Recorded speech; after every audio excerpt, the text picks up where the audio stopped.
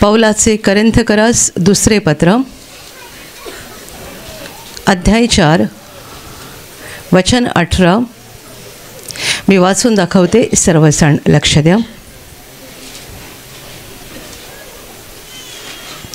आम्ही दृश्य गोष्टींकडे नाही तर अदृश्य गोष्टींकडे लक्ष लावतो, कारण दृश्य गोष्टी क्षणिक आहेत पण अदृश्य गोष्टी सार्वकालिक आहेत. Hallelujah, hallelujah, hallelujah, hallelujah, hallelujah. माझ्या प्रिय भावांनो आणि बहिणींनो, देवाचं वचन म्हणत आहे, पौल या ठिकाणी लिहत आहे की आम्ही दृश्य गोष्टींकडे नाही तर अदृश्य गोष्टींकडे लक्ष लावतो. दृश्य गोष्टी म्हणजे डोळ्यांनी दिसणाऱ्या गोष्टी आणि अदृश्य गोष्टी म्हणजे डोळ्यांनी न दिसणाऱ्या गोष्टी. पौल म्हणतोय की आम्ही डोळ्यांनी दिसणाऱ्या गोष्टींकडे लक्ष लावलेलं नाही आहे, त्याकडे आम्ही लक्ष लावत नाही. तर ज्या गोष्टी डोळ्याला दिसत नाही आहेत, अदृश्य आहेत, न दिसणाऱ्या आहेत, त्याकडे लक्ष लावतो. कारण काय ते पुढे दिलं आहे. कारण दृश्य गोष्टी क्षणिक आहेत.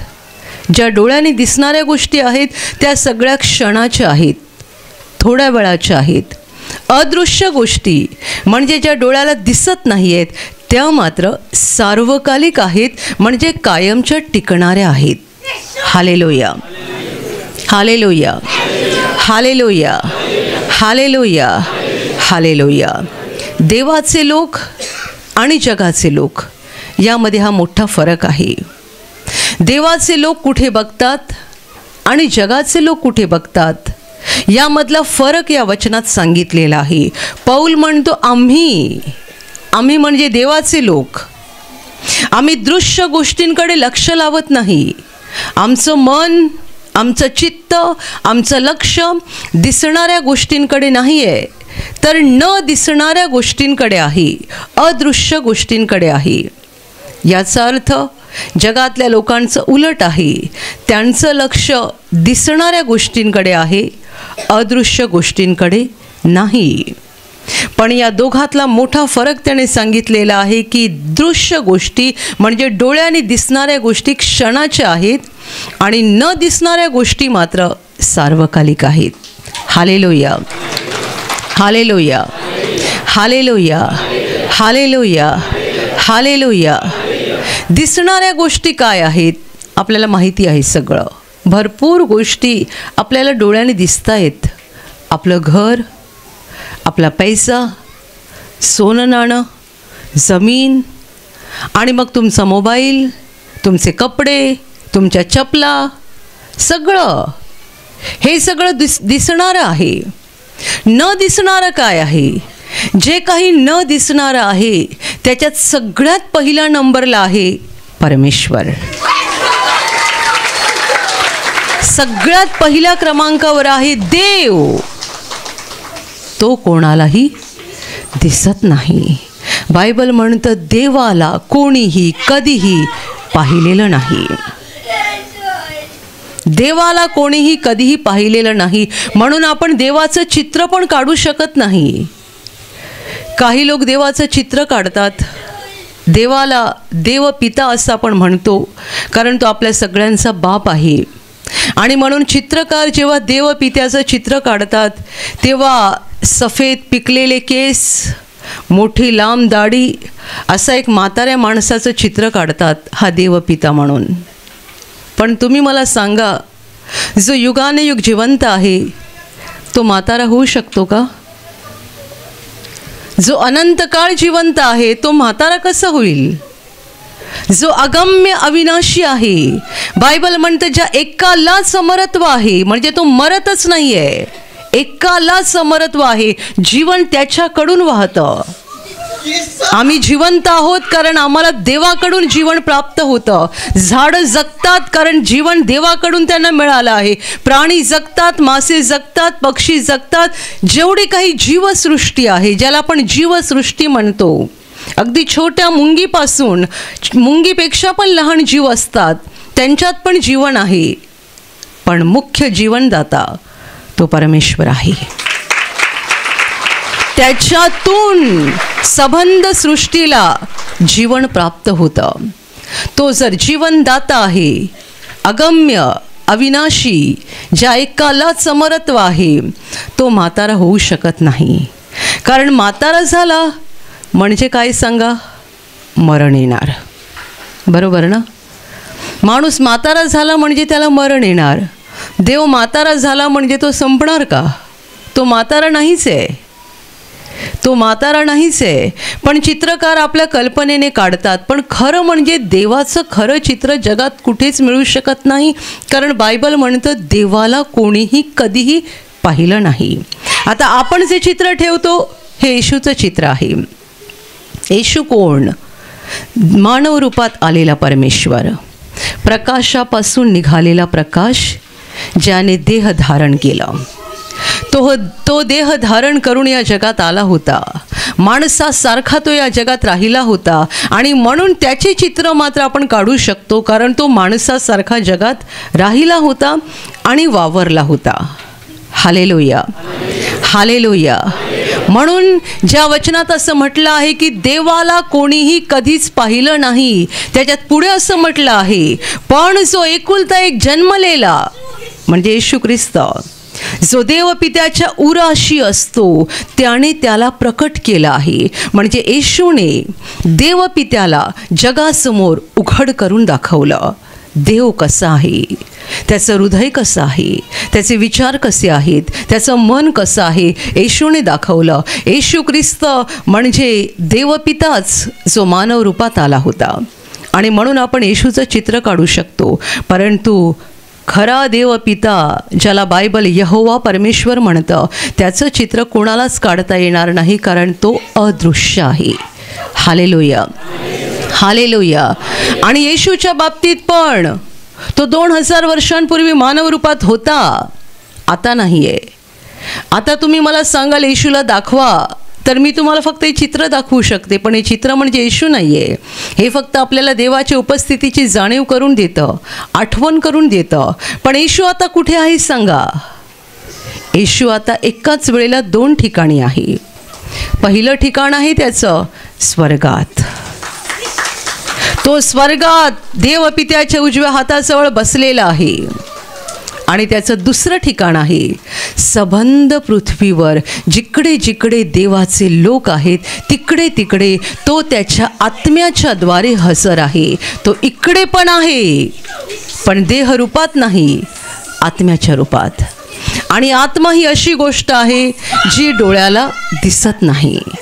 Hallelujah, hallelujah, hallelujah. खरं तर आपण आत्मिक मानव आहोत, पण आपलं लक्ष देहाकडे जास्त असते. आपण काय बघतो? आरशामध्ये चेहरा दिसतो, पण आपला आत्मा दिसतो का सांगा? आणि या शरीराच्या आतले अवयव पण बघता येतात. मोठमोठ्या मशीनमध्ये आपल्याला घातलं जातं आणि मशीनच्या द्वारे शरीराच्या आतमध्ये कुठे काय आहे ते बघता येतं. पण जगात अशी मशीन आजपर्यंत निघाली नाही जी आत्म्याला बघू शकते. आत्मा अदृश्य आहे आणि तो दिसत नाही. हे शरीराचे डोळे दैहिक आहेत, आत्मा आत्मिक आहे. आणि म्हणून ह्या डोळ्यांनी कुठेही कोणालाही आत्मा बघता येत नाही. परंतु आपण आत्मिक आहोत. म्हणून तर जेव्हा आपला आत्मा हा देह सोडून जातो, तेव्हा माणसाकडे डोळे असून त्याला बघता येत नाही, तोंड असून बोलता येत नाही, पाय असून चालता येत नाही. एक मेलेला माणूस आणि एक जिवंत माणूस, याच्यात फरक काय? मेलेल्या माणसाकडे जे अवयव आहेत ते जिवंत माणसाकडे आहेत. पण जिवंत माणूस बोलतो, मेलेला बोलत नाही. जिवंत बघतो, मेलेला बघत नाही. जिवंत चालतो, मेलेला चालत नाही. फरक काय? त्याच्याकडे पण डोळे आहेत, त्याच्याकडे पण तोंड आहे, त्याच्याकडे पण हात आहे, त्याच्याकडे पण पाय आहे, त्याच्या आतमध्ये पण मेंदू आहे. फरक हा आहे की त्याला आत्मा, त्याच्यातून त्याचा आत्मा निघून गेला आहे. आणि आत्मा निघून गेल्यामुळे हा देह असून पण निर्जीव झालेला आहे. Hallelujah, hallelujah. हालेलुया. तर अशा अदृश्य गोष्टींकडे देवाच्या लोकांनी आपलं लक्ष लावलं पाहिजे. आणि मी तुम्हाला म्हटलं की जे काही अदृश्य आहे, म्हणजे ह्या डोळ्याने दिसत नाही आहे, त्यातली सगळ्यात पहिल्या क्रमांकाची गोष्ट म्हणजे परमेश्वर, जो कोणाला कधी दिसत नाही, जो आपल्या या मानवी देहाच्या डोळ्याने आपण त्याला पाहू शकत नाही. Hallelujah, hallelujah. दुसरी गोष्ट आहे देवदूत. देवाचे देवदूत देवाच्या लोकांच्या बरोबर असतात. त्यांचं रक्षण करतात, त्यांच्यासाठी मार्ग मोकळे करतात, त्यांची सेवा करतात. देवदूतांविषयी बायबल असं म्हणतं की ते सेवा करणारे आत्मे आहेत. ते देवाच्या जवळ असतात, पण देव त्यांना त्याच्या लोकांच्या बाजूला ठेवतो. आणि जेव्हा आपण संकटात देवाला हाक मारतो, तेव्हा देव त्या देवदूतांना पाठवतो आपल्याला मदत करण्यासाठी. आणि म्हणून बायबल असं म्हणतं की देवदूत हे सेवा करणारे आत्मे आहेत, जे आपल्याला मदत करतात. Hallelujah, hallelujah. खूप वेळेला आपल्याला कळत नाही की हे कसं झालं, ते कसं झालं, पण अशा खूप गोष्टी असतात ज्या देवदूतांनी केलेल्या असतात आणि देवाने त्यांना आपल्या सेवेसाठी पाठवलेलं असते. हालेलुया. तुमच्यापैकी काहींना असं वाटू शकेल, हे असं होतं का, ते तसं होतं का. म्हणून आम्ही तुम्हाला शिकवलं आहे, विश्वास बाळगणाऱ्याला सर्व काही. कारण तुम्हाला माहीत आहे, आपल्या अवतीभोवती देवाचे न दिसणारे देवदूत काम करतात. आणि आपण जेव्हा देवाकडे प्रार्थना करतो, तेव्हा देव त्या देवदूतांना आज्ञा देतो आपल्याला मदत करण्याची आणि आपली सेवा करण्याची. Hallelujah, hallelujah, hallelujah, hallelujah, hallelujah. देवदूत डोळ्याने दिसत नाही आहेत, परंतु किती लोकांना प्रार्थनेच्या वेळेला दृष्टांतामध्ये देवदूत दिसतात, अवतीभोवती देवदूत दिसतात. आणि हे खरं आहे, जिथे जिथे देवाचे लोक असतात, तिकडे तिकडे देवाचे देवदूत हजर असतात. Hallelujah, hallelujah. अशा देवाच्या राज्यातल्या ज्या काही गोष्टी आहेत, ज्या डोळ्याने दिसत नाही आहेत, कारण देव स्वतः दिसत नाही आहे, त्यामुळे देवाचे देवदूत दिसत नाही आहेत, देवाचं सामर्थ्य दिसत नाही आहे. देवाच्या सामर्थ्याने किती मोठ्या गोष्टी घडतात. कुणाची एका क्षणात गाठ जाते, कुणाचा एका क्षणात आजार जातो. मागच्या आठवड्यामध्ये एका बहिणीने साक्ष दिली, 9 वर्षे तिच्या डोक्याचा मागचा भाग दुखायचा. 9 वर्षे तिला काहीतरी मार लागला होता आणि तेव्हापासून डोक्याचा मागचा भाग तिचा एवढा दुखायचा की ती तडफडायची. आणि तिची मुलगी म्हणते की मी तव्यावरती टॉवेल गरम करायची आणि तो गरम गरम टॉवेल तिच्या डोक्याला लावायची, तेव्हा थोडा वेळ तिला बरं वाटायचं. टॉवेल पण इतका गरम करायला लागायचा की चटका लागला पाहिजे, एवढा टॉवेल तव्यावर गरम करायचा आणि तो आईच्या डोक्याला लावायचा. मग आईला थोडा वेळ आराम पडायचा. 9 वर्षे सुरू होतं. ऑगस्ट महिन्यात ही बहीण प्रार्थनेला आली होती आणि ब्रदरांच्या स्मृतिदिनी ब्रदरांचा कोट ठेवला होता हात लावण्यासाठी. तेव्हा ही बहीण आली, तिने ब्रदरांच्या कोटाला हात लावला आणि तिने आता डिसेंबरमध्ये साक्ष दिली, जानेवारीमध्ये साक्ष दिली. ऑगस्टमध्ये तिने ब्रदरांच्या कपड्याला हात लावला होता आणि ती म्हणते, ज्या दिवशी मी हात लावला त्या दिवसापासून माझं हे दुखणं जे निघून गेलं, पुन्हा मला ते दुखणं झालं नाही. एका क्षणात देवाने तिला बरं केलं. हालेलुया. तुम्ही मला सांगा, किती विलक्षण गोष्ट आहे. तिने ब्रदरांच्या कपड्याला हात लावला. तिला आजार काय होता, 9 वर्षे डोक्याचा मागचा भाग मार लागल्यामुळे दुखत होता, भयानक दुखायचा. ब्रदरांच्या कपड्याला तिने हात लावला आणि ती म्हणते, त्या दिवसापासून जे माझं दुखणं निघून गेलं, आतापर्यंत माझं डोकं दुखलं नाही आहे. देवाचं सामर्थ्य अदृश्य आहे, अदृश्य. देवाचं सामर्थ्य अदृश्य असल्यामुळे अनेकांना त्या सामर्थ्यावर विश्वास ठेवता येत नाही. डोकं दुखायला लागलं की आपण मेडिकलमध्ये जातो, एक गोळी घेतो. ती गोळी कशी दिसते ना, त्या गोळीसाठी आपण पैसे पण देतो, ती विकत घेतो, ती डोळ्याला दिसते, मग ती आपण घेतो पोटात. ती आतमध्ये गेल्यानंतर कुठे जाते आणि काय करते हे काही आपल्याला कळत नाही, पण ती गोळी डोळ्याला दिसते आणि म्हणून असं वाटते की ती घेतल्यानंतर काहीतरी शरीरात होईल. दुखणं निघून जाईल. पण ब्रदरांच्या कोटाला हात लावला आणि हात लावल्यानंतर पुढे काय होणार? काय होणार?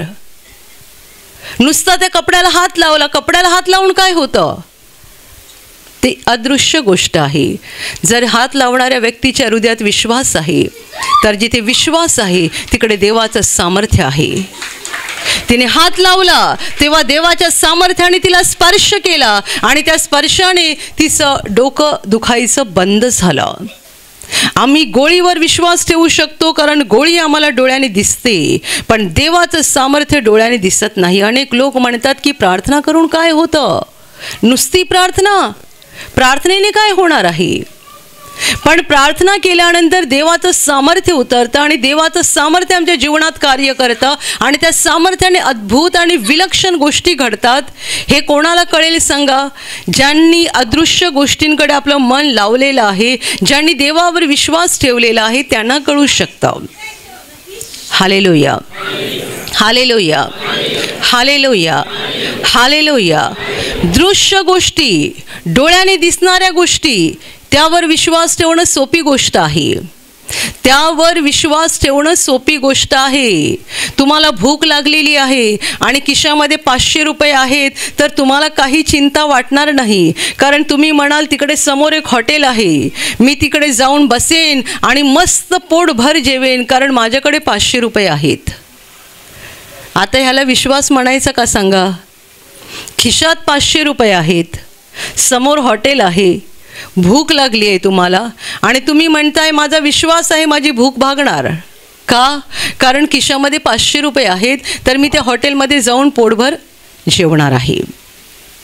पण खिसा रिकामी आहे, पोटात भूक पडलेली आहे आणि तेव्हा जर तुम्ही म्हणालात माझी भूक भागेल कारण माझा विश्वास माझ्या देवावर आहे आणि तो काहीतरी मार्ग काढेल आणि कोणत्या तरी मार्गाने तो माझी गरज भागवेल, याला म्हणतात विश्वास. आणि तो तुम्ही कशावर ठेवला? न दिसणाऱ्या देवावर आणि त्याच्या न दिसणाऱ्या सामर्थ्यावर. Hallelujah, hallelujah. लॉकडाऊनच्या काळातली एक साक्ष मी अनेक वेळा सांगितली आहे.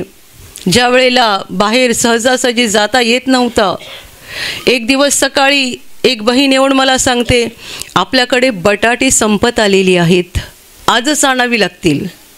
तेव्हा केंद्रामध्ये त्या भाड्याच्या हॉलवर आम्ही 30-40 जण होतो आणि एवढ्या जणांचं रोजचं जेवण असायचं.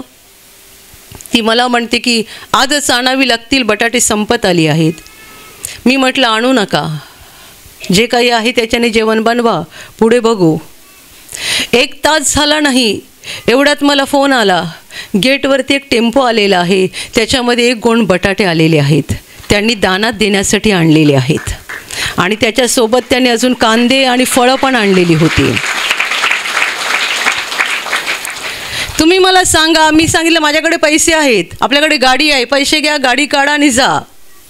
करू शकतो ते, पण त्यावेळेला काय माहिती, मला असं वाटलं की पाठवू नको. आतून एक प्रेरणा होती, पाठवू नको, थांबून राहा, वाट बघ.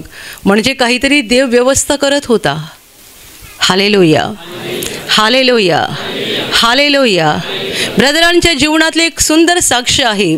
केंद्र सुरू करायच्या आधी जेव्हा ब्रदर कॉलेजमध्ये नोकरी करत होते प्रोफेसर म्हणून, त्यावेळेला ते त्यांच्या पगारातला जास्तीत जास्त भाग देवाच्या कामाला द्यायचे, कारण ते ख्रिस्त प्रकाश नावाचं मासिक छापायचे जे लोकांना मोफत वाटायचे आणि त्या मासिकाचा सगळा खर्च ते स्वतःच्या पगारातून करायचे. म्हणून त्यांच्याकडे थोडेच पैसे कुटुंब चालवायला उरायचे. तेव्हाची घटना आहे की त्यांना या मासिकाच्याच कामासाठी एक प्रिंटर घ्यायचा होता आणि त्या प्रिंटरसाठी त्यांनी थोडे थोडे थोडे करून पैसे जमा केले होते आणि 5,000 रुपये कमी पडत होते. 5,000 रुपये कमी पडले.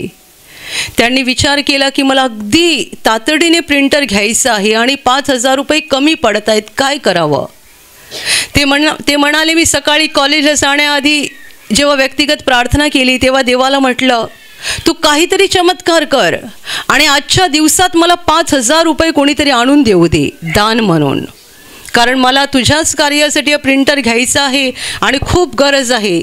आता हे पुढचे 5,000 माझे जमतील कधी? तू कोणीतरी व्यक्ती पाठव आणि मला पैसे मिळू देत.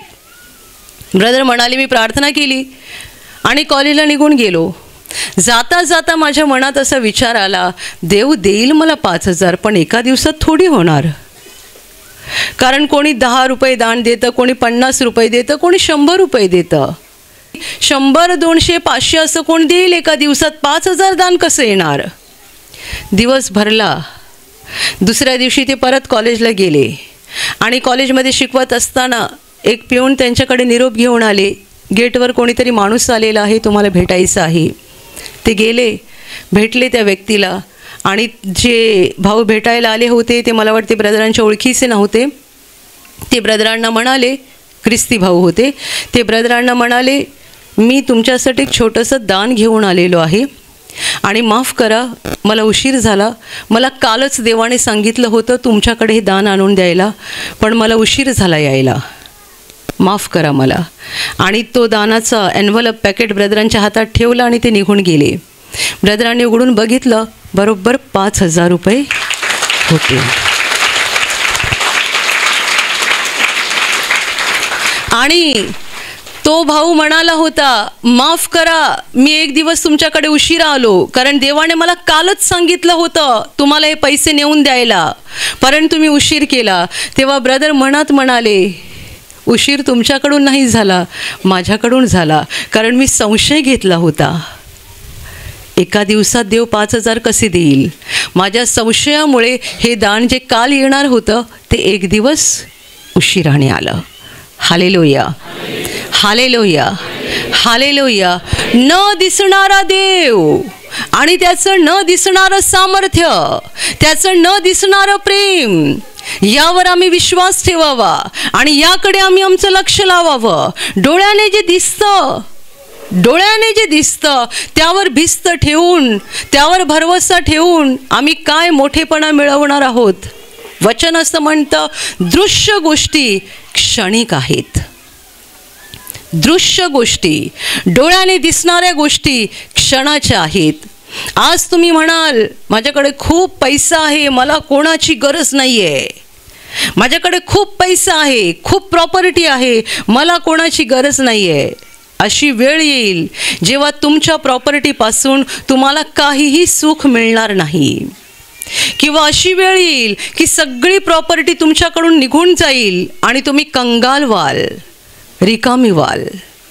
तुमचा पैसा संपेल, तुमचं सोनं संपून जाईल, तुमच्या शरीरातलं आरोग्य पण निघून जाईल. अशा एका व्यक्तीला मी केंद्रात बघितलं आहे, जे बॉडी बिल्डर होते. त्यांनी काही पदकं पण कमावलेली आहेत. हा माणूस केंद्रात यायचा, लोक त्यांच्याकडे मोठ्या आदराने बघायचे, बॉडी बिल्डर आहे. काही महिने निघून गेले आणि परत एकदा ते आले, तेव्हा स्वतःच्या पायाने नाही चालत आले, त्यांना उचलून आणलं गेलं, कारण त्यांना पक्षघाताचा झटका आला होता.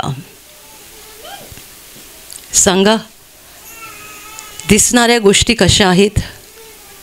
आम्ही शरीराचा फार विचार करतो ना, शरीराची कसरत करतो, शरीराला मजबूत ठेवतो.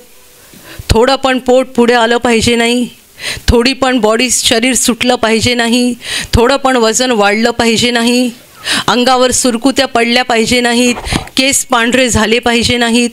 केवढे आम्ही काळजी घेतो शरीराची सांगा. उंच धिप्पाट बॉडी बिल्डर उचलून लोक घेऊन आले, घरची माणसं उचलून घेऊन आले, त्यांना पक्षघाताचा झटका आला होता म्हणून. Hallelujah, hallelujah, hallelujah, hallelujah. दिसणाऱ्या गोष्टी क्षणाच्या आहेत असं देवाचं वचन म्हणतं. आपण हे कबूल करूया की हे सत्य आहे. दिसणाऱ्या गोष्टी क्षणाच्या आहेत. पूर्वी 40, 50, 60 नंतर लोकांना चष्मे लागायचे. आता शाळेत जाणारी छोटी छोटी मुलं इथपर्यंत की मी 5-6 वर्षाच्या मुलांना पण चष्मा घालताना पाहिलं आहे. खूप वाईट वाटतं, खूप दुःख होतं. 5-6 वर्षाची मुलं एवढा जाड भिंगाचा चष्मा वापरतात. सबंध आयुष्य कुठे पडलेलं आहे त्यांचं? काय होईल त्यांच्या डोळ्याचं? आत्ताच जर डोळ्यांची अशी अवस्था तर पुढचं एवढं आयुष्य कसं काढणार?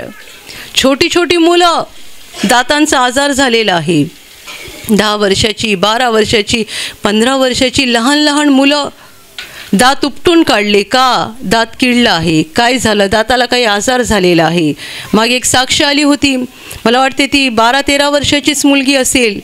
तिच्या दाताच्या वरच्या ज्या आपल्या हिरड्या असतात, हिरड्या, त्या सबंध हिरड्यांना सूज यायची. त्या सुजायच्या, त्याच्यामध्ये पू भरायचा आणि तो पू निघायचा. तुम्ही मला सांगा कशी अवस्था असेल? आपल्या हातातून किंवा पायातून एखाद्या जखमेतून पू येणं आणि तोंडातच पू येणं, काय जीवन असेल?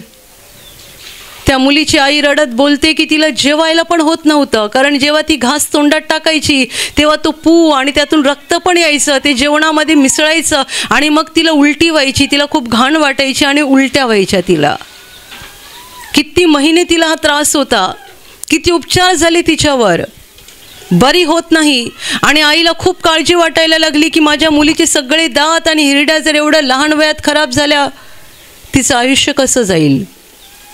जेवता पण येत नव्हतं. त्या मुलीने पण रडून सांगितलं, जेवताना तोंडात जेवण घास असताना त्याच्यात पूग आणि रक्त सगळं यायचं आणि मग ती उलट्या करायची. पण अखेर देवाची कृपा झाली, तिला प्रार्थनेला आणलं गेलं आणि देवाने त्या मुलीला संपूर्ण बरं केलं. आता मात्र तिला तो त्रास नाही आहे. Hallelujah, hallelujah, hallelujah. पण त्या मुलीला, तिच्या आईला देवाचा मार्ग सापडला आणि त्या मार्गावरून त्या चालल्या, म्हणून हे जीवन प्राप्त झालं. पण असे किती आहेत, किती आहेत? दात एवढ्या कमी वयात पडतात, डोळ्यांची दृष्टी कमी होते, लहान वयामध्ये मोठाले आजार होतात. दृश्य गोष्टी क्षणिक आहेत. तुमचा पैसा असो संपून जाईल, तुमची मालमत्ता असो संपून जाईल. धनवान लोक आपल्या श्रीमंतीमध्ये खूप गर्विष्ठपणे वागतात, कडक मनाने वागतात, पण तुम्ही त्यांना नंतर बघा, आयुष्याच्या संध्याकाळी ते पूर्ण नरम झालेले असतात. पूर्ण त्यांचं शरीर अशा काही वेदनेने, आजाराने जखडलेलं असते. जवळचे लोक त्यांचा द्वेष करायला लागतात, सेवा करायला पण कोणी बाजूला नसतं. जेव्हा हातामध्ये पैसा असतो, जेव्हा खूप धनवान परिस्थिती असते, तेव्हा ते खूप कडकपणाने वागतात, कुणाची तमा बाळगत नाही, कुणाची पर्वा करत नाही. गरीब असो, विधवा असो, कुणाला जुमानत नाहीत. पण नंतर मात्र अवस्था फार वाईट होते. दृश्य गोष्टी क्षणिक आहेत. तुमचं धन लयात जाईल, तुमचा पैसा लयात जाईल, तुमची शरीर संपत्ती, तुमचं आरोग्य लयात जाईल. डोळ्याने दिसणाऱ्या जेवढ्या गोष्टी आहेत त्या सगळ्या संपून जातील.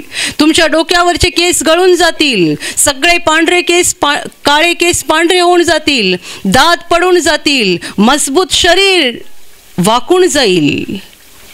सगळ्या दिसणाऱ्या गोष्टी लयात जातात, परंतु न दिसणाऱ्या गोष्टी सार्वकालिक आहेत, त्या संपत नाहीत. परमेश्वर काल होता, आज आहे आणि युग आणि युग असणार आहे. सगळं संपेल, पण देव मात्र कधी संपणार नाही. Hallelujah, hallelujah, hallelujah. येशू ख्रिस्त म्हणाला, आकाश आणि पृथ्वी नाहीशी होतील, पण माझे शब्द कधीच नाहीशी होणार नाहीत. आकाश आणि पृथ्वी, आमच्या संबंध जीवनात आम्ही यांना हलताना बघितलं नाही आहे. आकाश स्थिर आहे आणि पृथ्वी स्थिर आहे, पण येशू म्हणाला आहे की हे नाहीसं होणार आहे, पण माझे शब्द, माझी वचनं नाहीशी होणार नाहीत. Hallelujah, hallelujah, hallelujah. न दिसणाऱ्या अदृश्य गोष्टींकडे आपलं लक्ष लावा. जेव्हा आपण जगाचे होतो तेव्हा आपण जगिक गोष्टीकडे बघत होतो. आपल्याला वाटत होतं पैसा महत्त्वाचा आहे, जमीन महत्त्वाची आहे, घर महत्त्वाचं आहे, गाडी महत्त्वाची आहे आणि तर किती गोष्टी आपल्याला महत्त्वाच्या वाटत होत्या. परंतु तुम्ही जर देवाचे लोक झालेले आहात, येशू ख्रिस्ताच्या द्वारे पाप क्षमा मिळवून तुम्ही देवाची लोक झालेले आहात, तर आता आपलं लक्ष अदृश्य गोष्टींकडे लावा. Hallelujah, hallelujah, hallelujah. आपलं पण शरीर संपणार आहे. आपलं पण, जरी आपण देवाचे लोक आहोत तरी आपलंही शरीर संपणार आहे. आपलंही शरीर मातीत जाणार आहे. परंतु आपल्याला फार मोठी आशा आहे. आपण न दिसणाऱ्या देवावर विश्वास ठेवलेला आहे आणि म्हणून तो जसा सर्वदा जिवंत आहे तसे आपण पण आत्म्यामध्ये सर्वदा जिवंत राहणार आहोत. म्हणून याच वचनाच्या आधी पौलाने असं म्हटलेलं आहे, आमचा बाह्य देह दिवसेंदिवस क्षय पावत आहे. म्हणजे हे आमचं शरीर दिवसेंदिवस संपत चाललेलं आहे, पण आमच्या आतमध्ये जो आत्मा आहे तो मात्र नवा नवा नवा होत चाललेला आहे. शरीर म्हातारं होत चाललं आहे, आत्मा तरुण होत चाललेला आहे. सोप्या भाषेत, शरीर म्हातारं होत चाललेलं आहे, आत्मा तरुण होत चाललेला आहे. कारण आम्ही न दिसणाऱ्या देवावर भरवसा ठेवलेला आहे. आमचं लक्ष त्याच्याकडे आहे. आम्ही त्याच्याकडे बघतोय, आम्ही त्याच्यावर विश्वास ठेवलेला आहे आणि म्हणून तो जसा सर्वदा जिवंत आहे तसे आम्ही पण त्याच्याबरोबर सदा सर्व काळ जिवंत राहणार आहोत. हालेलुया. पैशाच्या मागे लागू नका, संपत्ती आणि मालमत्तेच्या मागे लागू नका. या सगळ्या क्षणाच्या गोष्टी आहेत, क्षणाच्या. पैसा तुम्हाला क्षणाचा आनंद देईल, सोनं रूपं तुम्हाला क्षणाचा आनंद देईल. तुम्ही जर कोणाच्या जमिनी हिसकावून घेतल्या असतील, कृपा करून परत देऊन टाका. कोणाचे पैसे घेतले असतील हिसकावून, कृपा करून परत देऊन टाका. कोणाच्या काही वस्तू बळजबरीने घेतल्या असतील, परत देऊन टाका. का देऊन टाका? कारण जर त्या तुम्ही बळजबरीने तुमच्याकडे घेतलेल्या आहेत तर त्या गोष्टी क्षय पावतील आणि त्याबरोबर तुम्ही पण क्षय पावाल. तुम्हाला जर देवाबरोबर सर्वदा जगायचं आहे तर देवाचा नियम पाळा. कोणाला फसवू नका, कोणाला लुबाडू नका, कोणाकडून अन्यायाने काही घेऊ नका. तुम्हाला देवाने जे काही दिलेलं आहे त्यामध्ये समाधानी राहा आणि तुमच्या गरजेच्या गोष्टी देव तुम्हाला देणार यावर विश्वास ठेवा. देव आपल्याला भिकारी ठेवत नाही, देव आपल्याला कंगाल ठेवत नाही. असं होऊ शकते 2-4 दिवस देव तुमची परीक्षा घेईल तुमच्या विश्वासाची. त्यावेळेला तुम्हाला कठीण स्थितीतून जावं लागेल, पण याचा अर्थ असा नाही की देव आपल्याला जीवनभर कंगाल ठेवेल किंवा भिकारी ठेवेल. नाही, तो श्रीमंत देव आहे, वैभवशाली देव आहे आणि तो प्रेम करणारा देव आहे. म्हणून जे काही देवाने तुम्हाला दिलेलं आहे त्यावर तुम्ही समाधानी राहा. या जगात आपण थोड्या दिवसाचे पाहुणे आहोत. बायबल असं म्हणतं की आपण जगात काही आणलं नाही आणि इकडून आपण काही घेऊन जाणार नाही. म्हणून आपल्याकडे अन्न वस्त्र असल्यास तेवढ्या तृप्त असावे. अधिक गोष्टी मिळवायच्या मागे लागू नका, कारण अधिक गोष्टी मिळवण्याच्या मागेच अनेक लोक देवाची वचनं मोडतात, देवाला दुःख देतात, पाप करतात, लबाडीने वागतात, खोटं बोलतात आणि इतर सारी वाईट कामं करतात आणि त्यामुळे ते स्वतःचं अनंत काळाचं नुकसान करून घेतात. Hallelujah, hallelujah, hallelujah, hallelujah. आपल्याला जीवन जगण्यासाठी मोठ्या महालाची गरज नाही आहे आणि 10 किलो सोन्याची गरज नाही आहे. आपल्याला 2 वेळचं जेवण मिळालं आणि अंगावर घालायला साधे कपडे मिळाले तरी आपलं भागून जातं. आपल्याला काय पाहिजे? आपल्याला या जगातलं जीवन संपलं की देवाकडे जायचं आहे. या जगात आपल्याला देवाची कृपा पाहिजे, कृपा, देवाची कृपा पाहिजे. जग नकोय, पण देव आमच्या बरोबर असला पाहिजे. देवाची कृपा आमच्या बरोबर असली पाहिजे आणि हे जीवन संपलं की आम्हाला देवाकडे स्वर्गात जायचं आहे. इथे खूप श्रीमंत होऊन, खूप ऐशारामात जगून मेल्यानंतर नरकाच्या आगीत जायचं नाहीये. खूप श्रीमंत राहायचं, दुसऱ्यांना फसवा, लूट करा, पुढच्या 10 पिढ्यांसाठी खूप काही गोळा करून ठेवा आणि मेल्यावर नरकात जा. असलं जनावरासारखं जीवन आपल्याला जगायचं नाहीये. एका सभ्य, पवित्र आणि नीतिमान व्यक्तीसारखं जीवन जगा. देवाच्या मार्गाने चाला. देवाने तुम्हाला जे काही दिलेलं आहे त्यामध्ये आनंद माना. दुसऱ्यांना लुबाडू नका, फसवू नका, वाईट मार्गाने चालू नका, दुसऱ्यांचं नुकसान करू नका, दुसऱ्यांचं नुकसान करू नका. देव तुम्हाला जे काही देतोय त्यात आनंद माना आणि पुढच्याही दिवसात तुम्हाला जे काही लागणार आहे, तुमच्या गरजेच्या गोष्टी देव तुम्हाला देणार. प्रामाणिकपणे मेहनत करा, प्रामाणिकपणे कष्ट करा, परंतु लुबाडू नका आणि कोणाला फसवू नका. Hallelujah, hallelujah. देव जिवंत आहे, देव जिवंत आहे. जरी आम्ही आतापर्यंत देवाला डोळ्यांनी बघितलं नाही तरी जगाचा शेवट देव करणार आहे. माणसांचा न्याय निवाडा होणार आहे. खूप लोक नरकात जाणार आहेत आणि निवडक लोक स्वर्गात जाणार आहेत. लक्षात ठेवा, नरकात जाणारे लोक खूप आहेत, स्वर्गात जाणारे लोक थोडके आहेत. येशूला एका माणसाने प्रश्न विचारला, प्रभूजी, तारण प्राप्ती होत असलेले लोक थोडके आहेत की काय? कारण येशू जे काही बोलत होता त्यावरून लोकांना समज येत होती की स्वर्ग प्रवेश खूप जणांचा होणार नाहीये. म्हणून त्या माणसाचा प्रश्न होता, प्रभूजी, तारण प्राप्ती होणारे लोक थोडके आहेत की काय? आणि येशूचं उत्तर आहे, अरुंद दरवाजाने आत जाण्याचा नीटाने प्रयत्न करा. पुष्कळ जण आत जायला बघतील पण त्यांना जाता येणार नाही. हे येशूचे शब्द आहेत. पुष्कळ जण आत जायला बघतील पण त्यांना आत जाता येणार नाही. स्वर्गाचा दरवाजा अरुंद आहे. या अरुंद दरवाजातून आत जाण्याचा नेटाने, कष्ट घेऊन, मेहनतीने प्रयत्न करा या दरवाजातून आत जाण्याचा. अजून एका ठिकाणी येशूने सांगितलं आहे जीवनाच्या रस्त्याविषयी.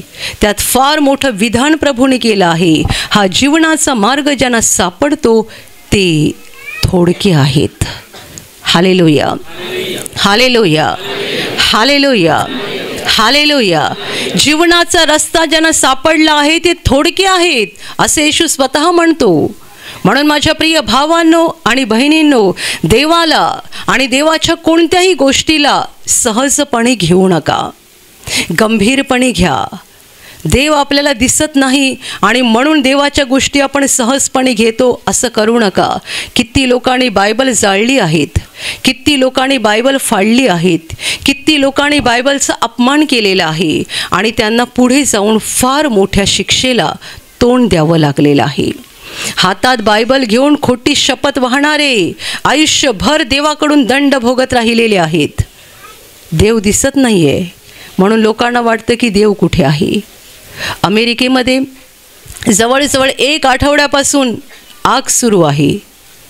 आग आग आग, वणवा पसरत आहे, पसरतोय. श्रीमंत लोकांचे बंगले जळून गेले.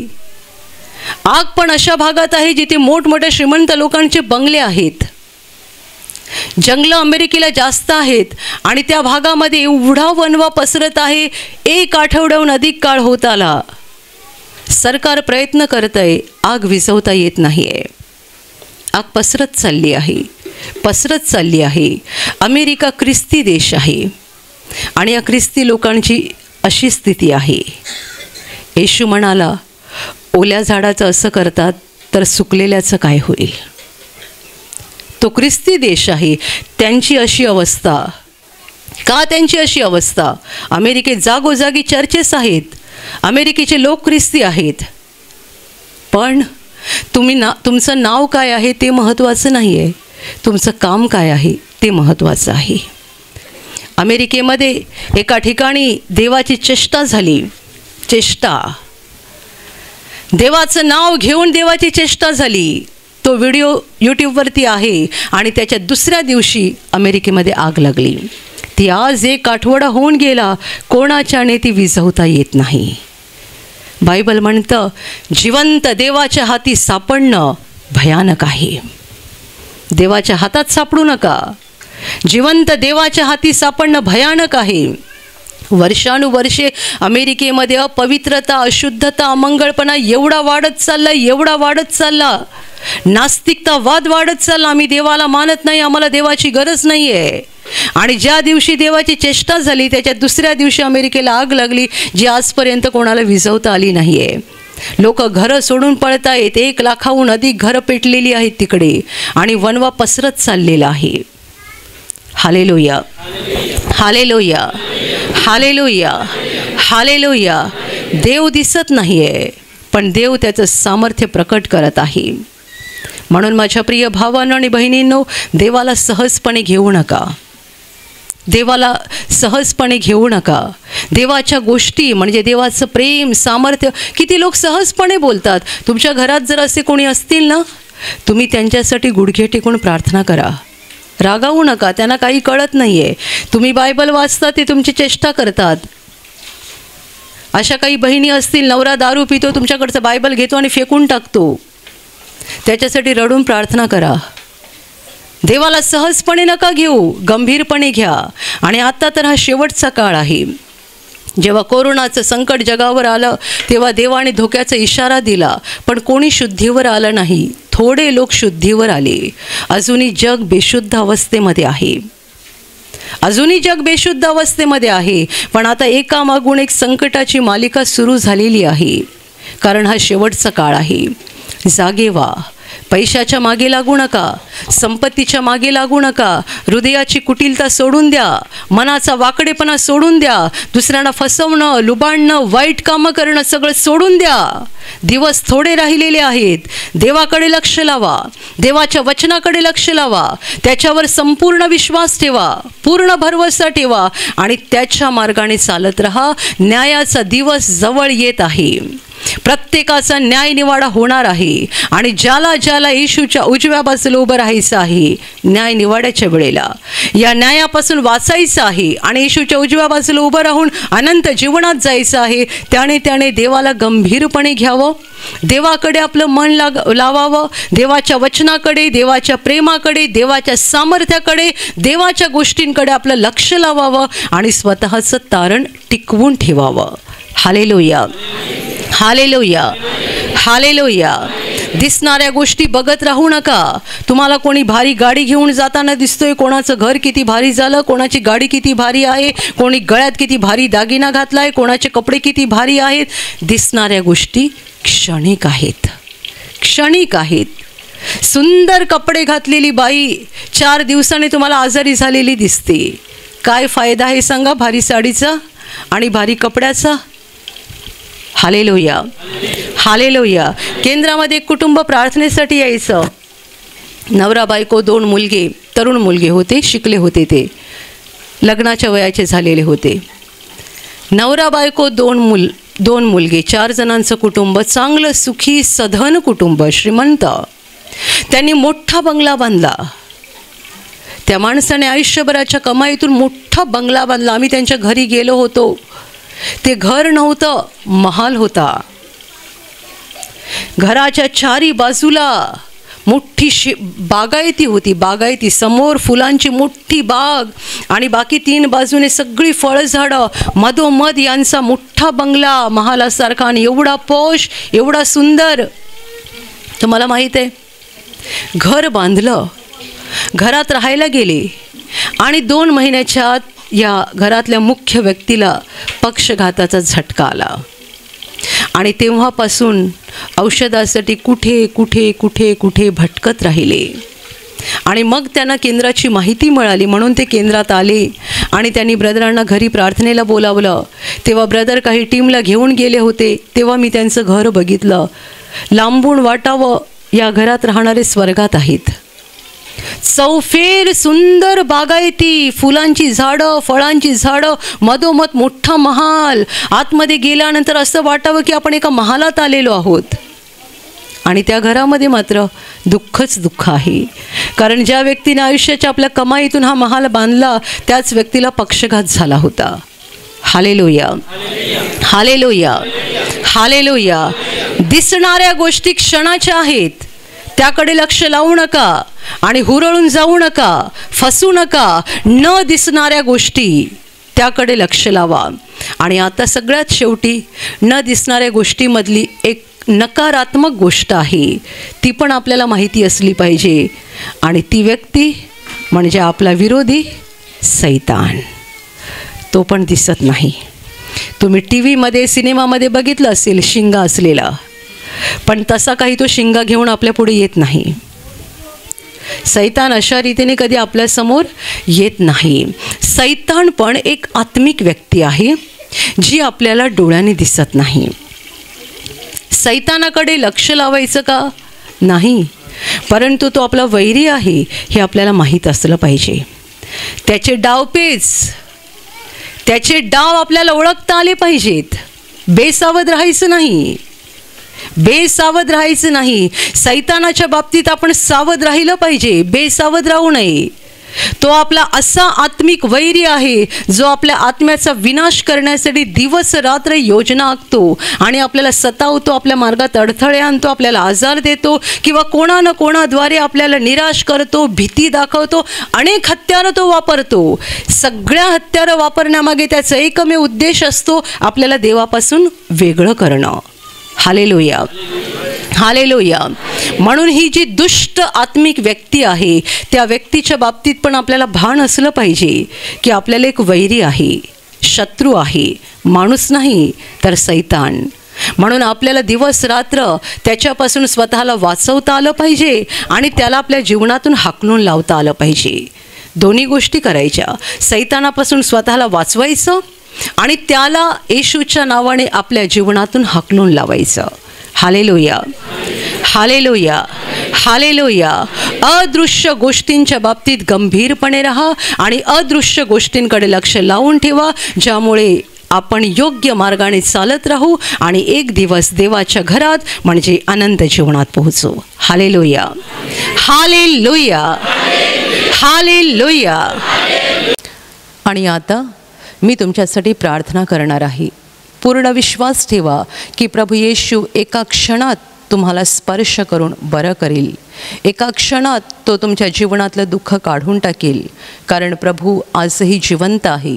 2000 वर्षांपूर्वी तो देहरूपात या जगात होता. आज देहरूपात नाही आहे पण आत्म्याच्या रूपाने आहे. आणि जिथे जिथे लोक त्याच्यावर विश्वास ठेवतात आणि विश्वासाने त्याला हाक मारतात तिकडे तिकडे तो त्यांच्या अगदी जवळ असतो, त्यांना बरं करायला, त्यांना आनंदित करायला आणि त्यांना सैतानाच्या हातातून सोडवायला तो नेहमीच तयार असतो. म्हणून विश्वास ठेवा, प्रभू इथे आहे.